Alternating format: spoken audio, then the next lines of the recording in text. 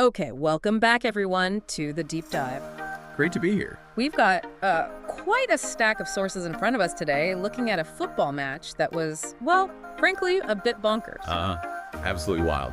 We're diving into that Spain versus France UEFA Nations League semifinal. That's the one. We've been looking through, these discussions trying to make sense of the sheer chaos, really. Yeah, the chaos is the word for it. So our mission today, for you listening, is to sort of unpack all that craziness. We want to pull out the key moments, the standout players, the tactical stuff. Right, get beyond just the scoreline. Understand the story of how it all happened, according to these sources we looked at. Exactly.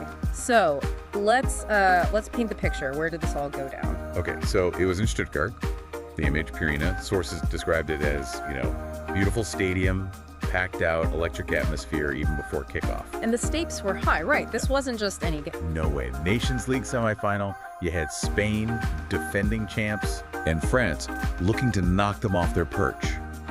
Both teams the sources kept saying stacked, loaded with talent. Stacked is definitely the word. And it started calmly for a bit. Deceptively calm, yeah. Maybe, 10 minutes, if that? Just lulling everyone into a false sense of security before it just exploded. Pretty much. It shifted gears fast. The analysis we saw described it almost like a La Liga versus League One brawl in international colors. I like that. You could sort of see that the Spanish technical side against the French power and pace. Exactly.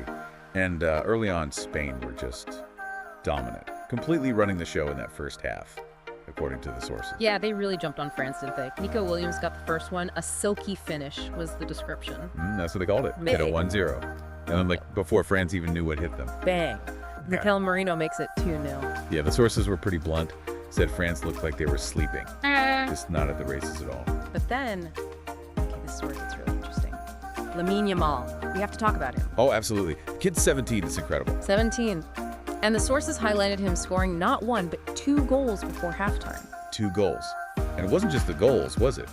The discussion pointed out his overall impact, how he left the French defense, quote, in shambles. In shambles at 17, against that France team. And then, early second half, it gets even worse for France. Yeah, Spain make it 4-0. 4-0. At that point, you're thinking, okay, this is done. Over. Absolutely finished. You really are. 4-0 in a semifinal. But football's never that simple, is it? Nope. Never. France, they managed to get a goal back. Right. Mbappe scored a penalty. Makes it 4-1. And honestly, reading the initial reactions in the source material, the feeling was very much, okay, consolation. Nice for him, but doesn't change much. Yeah, just a little blip. How wrong could that feeling be? Completely wrong. Oh. Because that goal seemed to flick a switch, didn't it? Suddenly it wasn't a procession, it was, chaos. Total chaos. France bring on Ray and Cherky, and bang, he scores. 4-2. Suddenly you're thinking, wait a minute. The comeback is actually on here. But then Spain, they hit back almost straight away. That's right, Pedri. A really slick, no hesitation finish, the sources called it. 5-2. 5-2. And again, you're thinking, surely that's it now. Surely game over. You'd absolutely think so. But France? Yeah. They just kept swinging, as the discussion. Kept swinging is right. And unbelievably, they get another one. An own goal this time, off Vivian for Spain. 5-3. The noise in the stadium must have been insane by then. 5-3, the tension. Must have been off the charts. And then, stoppage time. Don't tell me. Yep. Another sub scores for France. Colomrani, he makes it 5-4. 5-4, oh my goodness, from 4-0 down. From 4-0 and then from 5-2 down. They came so close to what the sources were calling potentially the greatest comeback in Nations League history. Wow, it sounds like just madness, pure end-to-end stuff. Utter madness. One analysis said it was like someone pressed the chaos button on FIFA. That sums it up pretty well, I think. It really does, and Spain just managed to hold on. Barely. The sources emphasize that. Barely held on. Barely. They just about survived that late French onslaught. Incredible.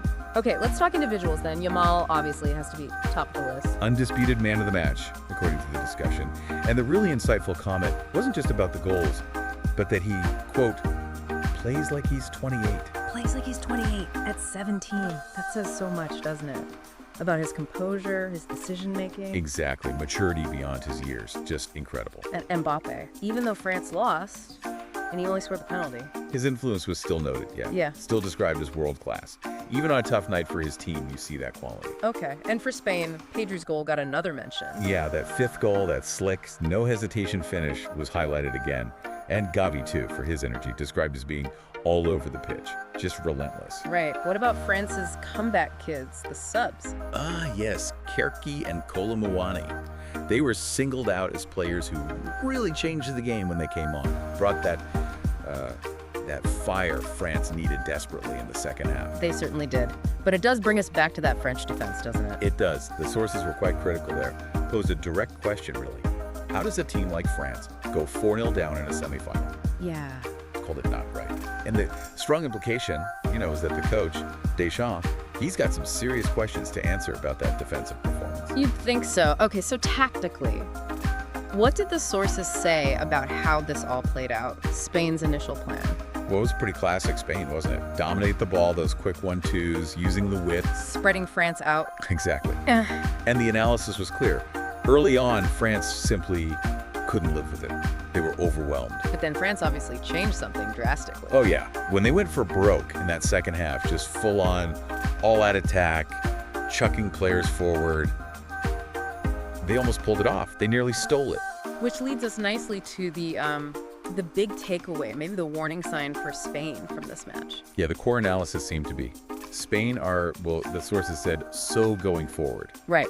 Brilliant attack. But leaky at the back. Yeah. Defensively, they showed some real vulnerability when put under pressure. And that's a worry heading into the final against Portugal, presumably. That was exactly the point raised. If Portugal's attackers, your Ronaldos, your Felixes, if they find that kind of space against Spain's defense, Spain might suffer. That's what the source suggested, yeah. Yeah.